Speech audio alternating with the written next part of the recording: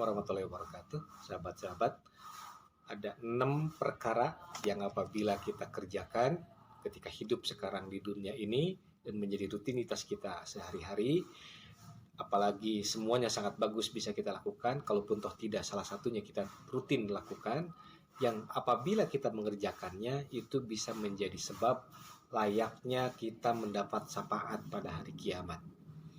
Pada hari di mana kita dihisab, hari di mana kita harus mempertanggungjawabkan amal-amalan kita akan diinterogasi, maka di saat itu kita butuh yang namanya saksi-saksi yang akan meringankan sanksi bagi kita. Saksi-saksi yang akan bisa menyelamatkan kita dari ancaman dan dari siksaan Allah Subhanahu wa taala. Apa saja ke-6 perkara tersebut yang akan bisa datang memberi saksi kebaikan bagi kita, menolong kita, memberi syafaat kepada kita? 1. Al-Quran. Rasulullah berkata, bacalah oleh kalian Al-Quran. Iqra' Al-Quran, baca oleh kalian Quran. Fa innahu yati yaumal qiyamati safi'an li ashabihi. Karena kelak Quran akan datang pada hari kiamat untuk memberi syafaat kepada ahlinya. Siapa yang maksud dengan ahli Quran? Itu orang-orang yang gemar baca Al-Quran, gemar mempelajari Al-Quran, mengamalkan isi Quran dalam kehidupannya. Maka orang yang seperti itu layak nanti pada hari akhir ditolong, diberi syafaat oleh Al-Quran. Yang kedua, rajin-rajinlah kita melaksanakan sholat sunat.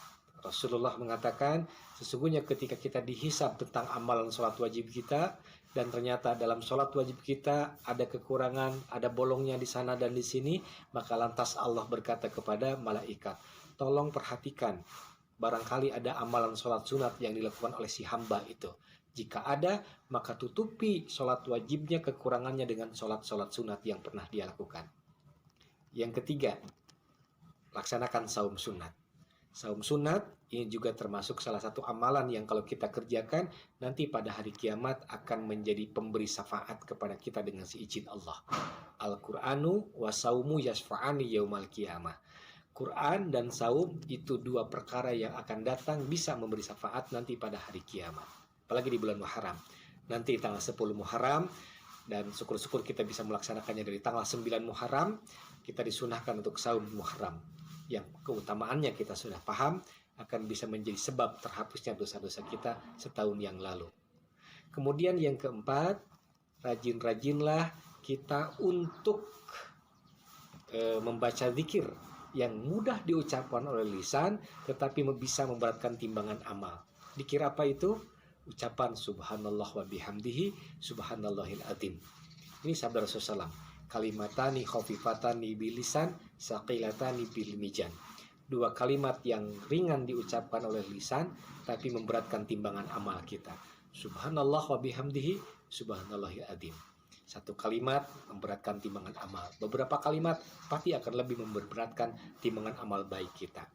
Yang kelima, nih, kalau ada adzan berkumandang, tolong jangan ribut.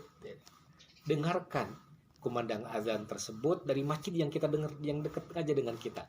Tidak perlu harus semua masjid yang kumandang adzannya kita jawab gitu kan.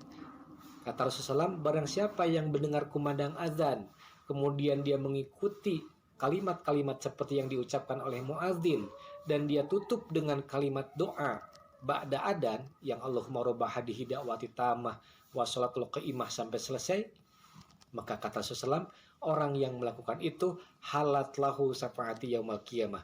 Dia layak, dia pantas, dia patut mendapat syafaatku nanti pada hari kiamat. Oleh karena itu, kalau lagi adzan berkumandang, kita dengarkan, kita ikuti kalimat-kalimat itu, kemudian beres adzan selesai dikumandangkan, kita tutup dengan doa ba'da adzan.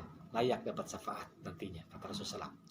Kemudian yang terakhir, yang keenam, perbanyak teman yang soleh.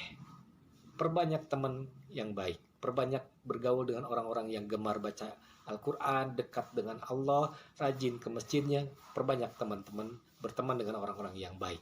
Kenapa? Karena nanti pada hari akhir, teman yang baik akan datang, bisa memberi syafaat, bisa menolong kita, supaya kita nanti selamat, dan kemudian bisa berkumpul dengan sesama orang soleh di surga.